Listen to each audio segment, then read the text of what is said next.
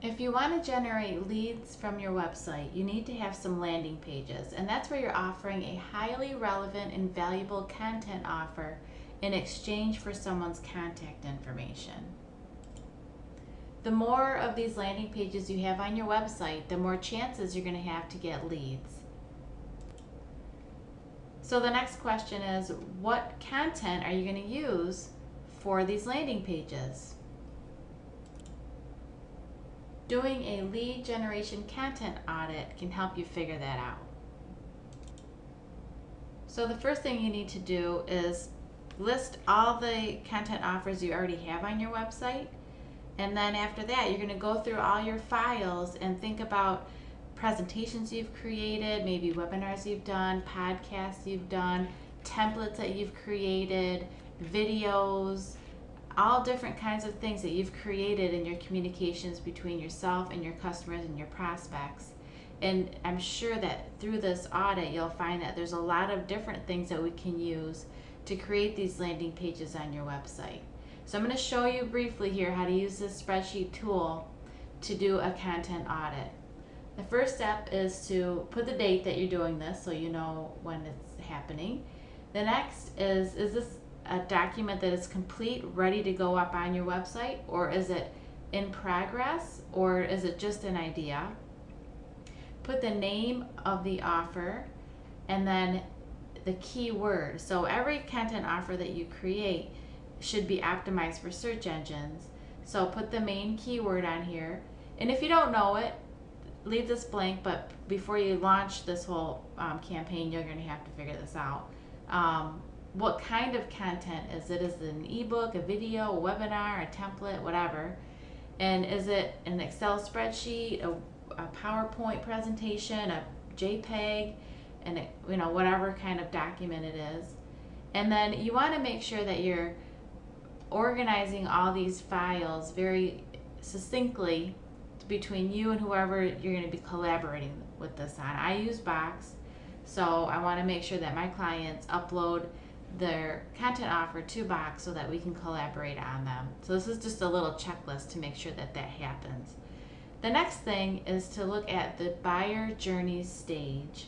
And I won't get into all the details of that right now, but on this spreadsheet, if you click on the hyperlink, it takes you to a web page with more information about it, created by HubSpot, and you can read all about the different buyer journey stages so that when you look at your content offer, you can decide, is it an awareness stage, is it someone that's in the consideration stage, or someone that's in the decision stage. The next thing to consider is, who is this content offer for? What is the buyer persona that you're going after? And again, there's resource here to help you figure out what buyer personas you're going after, help you figure this out. There's a little worksheet here you can fill out for each of your different buyer personas. And I would name them too. So like on my spreadsheet, I have business owner Bob. So you might have one buyer persona or two or three or however many, but you need to figure that out so that you make sure that you're targeting the right person with the right offer at the right stage. The next is if you have any notes about this content offer that you want to write down, or just to generalize what is this about so that you can easily quickly glance at this sheet and know what the offer is. And then what we get into here is if you've already got something up on your website, this is information that's important to know to make sure that you've done it correctly and everything for SEO purposes, and also to help do some strategy planning on how to promote these things effectively, and maybe how to where to put them on your website and things like that. So is there a landing page URL? So for example,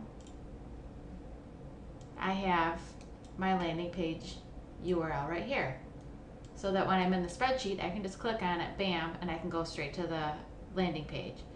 Website page name. This is the internal name that you use for the website. So if you're using WordPress or whatever, I use HubSpot, so here's my page name so that when I go to search my web pages, this is the name that I'm looking for. The next one is the website page title. And the page title is this up here. any tab you pull up, when you pull up a website, these are called the page titles.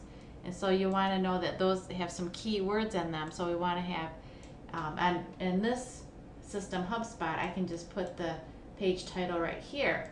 But I want to make sure that it's got keywords and stuff, so I write it down here so I can quickly glance through all my content offers and make sure that they have keyword-friendly page titles. The next thing is you want to make sure that your page has meta descriptions, because this is also important for on-page search engine optimization. So in HubSpot, for example, I can come over here and put in the meta description very easily. And if you don't know what your meta description is, you can come into your web page, and if you right click and say view page source, up here at the top there should be meta name description, and so this is the meta description. And the only place that you can see this is when you do a Google search. It's the one sentence that shows up under here, but it's really important because it needs to have a keyword, and also it gives some people another reason why they should click on this link instead of this link. So you want to make sure that all your content offers have a meta description. And then the next thing is, do you have a graphic that represents the offer for a call to action? So for example, here's a call to action on one of my web pages to get the ebook. And then when you click on it, it takes you to this page, and I have the same graphic here. So what I'm asking on the spreadsheet is, do you have a graphic? If you don't, you're going to have to create one. The next question is, where are these CTAs located? So for this example, I have this on my home page. I have it on my resources web page here. Obviously, I have it on my resources page. And then I have call to actions within my blog.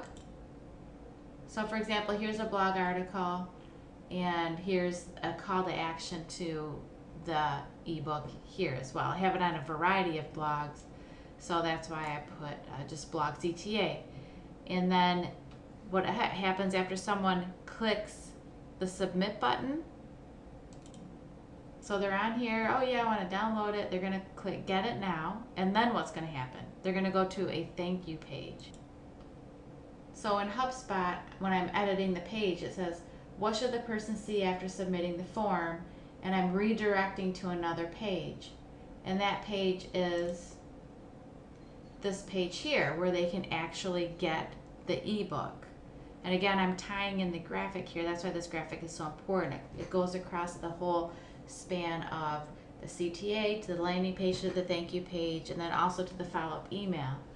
And so we want to make sure that you either have a thank you page, or you could have an inline message, whereas when they hit submit, it's just going to pop up a message on that exact page. Thank you pages are better because you can offer more direction after they download the ebook to get other information from you. But if you don't have that capability or whatever, you can do an inline message, and then again a follow-up email. So in this example here, again, this is within my HubSpot page editor. I can say when the person fills out the form, after they fill it out, send them to this thank you page. Send me, Krista Moon, a notification that they filled it out, and then also send them a follow-up email. And that's what this is here. It's a link to the email that the person is going to get. And again, it ties in the graphic as well. So say, hey, hey, thanks for downloading, whatever, click to get. So not only do they get it immediately when they click submit, they get it in their email so they can save it to look at it later if they want to. So those are all the steps that have to happen in order to do these content offers. And you might not have all these web pages done for that yet, because this again is just an audit. We're trying to figure out what can we use for a landing page. But if you have it up on your website already, it's good to fill out that checklist to make sure you've done all the pieces of the puzzle. And otherwise, you can just fill out this part here to make sure, hey, these are the potential offers that we can use, and these are the different buyer journey stages and things like that. Good luck.